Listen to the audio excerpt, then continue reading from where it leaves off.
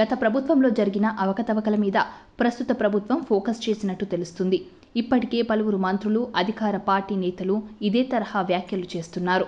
ఇప్పటికే పలువురు వైసీపీ నేతలపై కేసులు, విచారణలు మొదలయ్యాయి. ఇక నెల్లూరు, కడప లేఅవుట్లలో అవకతవకలపై విచారణ కమిటీ నివేదిక వచ్చిన వెంటనే బాధ్యులపై చర్యలు తీసుకుంటామని మంత్రి నారాయణ స్పష్టం చేశారు. తమ హయాంలో మంజూరు చేసిన దాదాపు 9 లక్షల టిడ్కో గృహాల నిర్మాణాలను గత ప్రభుత్వం అసంపూర్తిగా వదిలేసిందన్నారు.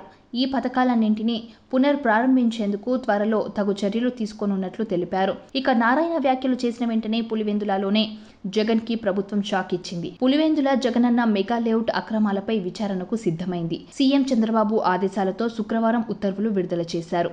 గత ప్రభుత్వం టైంలో పులివెందులకు 8,400 ఇళ్ల మంజూరు చేశారు. అనర్హులను లబ్ధిదారులుగా ఎంపిక చేశారని ఎమ్మెల్సీ రామ్గోపాల్ రెడ్డి ఫిర్యాదు చేశారు. ప్రభుత్వ ధనాన్ని దుర్వినియోగం చేశారని సీఎంకు కంప్లైంట్ ఇచ్చారు. పథకంలో భాగంగా 3 ఏళ్ల కిందట స్థలాలు మంజూరు చేయగా ఇప్పటికీ ఇంకా ఇళ్ల నిర్మాణం పూర్తి కాలేదు. మాజీ ఎమ్మెల్యే తోపుదుర్తి ప్రకాష్ రెడ్డికి నిర్మాణ బాధ్యతలు అప్పగించింది గత ప్రభుత్వం. 3 ఏళ్లలో కేవలం 99 ఇళ్లు మాత్రమే నిర్మాణం జరిగింది. అయితే ఇందుకు గాను గృహ నిర్మాణ సంస్థ 84.70 కోట్ల బిల్లు చెల్లించింది. అంతేకాక పులివెందులలో అన్ని చోట్ల ఇళ్ల నిర్మాణాలు ఎక్కడికక్కడ నిలిచిపోయాయి. దీనిపై నోటీసులు ఇచ్చి విచారణ జరపమన్నారు. ఇక గత ప్రభుత్వంలో జరిగిన టీడీఆర్ బాండ్ల కుంభకోణంపై విచారణ చేయిస్తామని అంటున్నారు. తక్కువ మొత్తానికి బాండ్లను జారీ చేయాల్సి ఉండగా కోట్లలో జారీ చేసినట్టు తెలిపారు.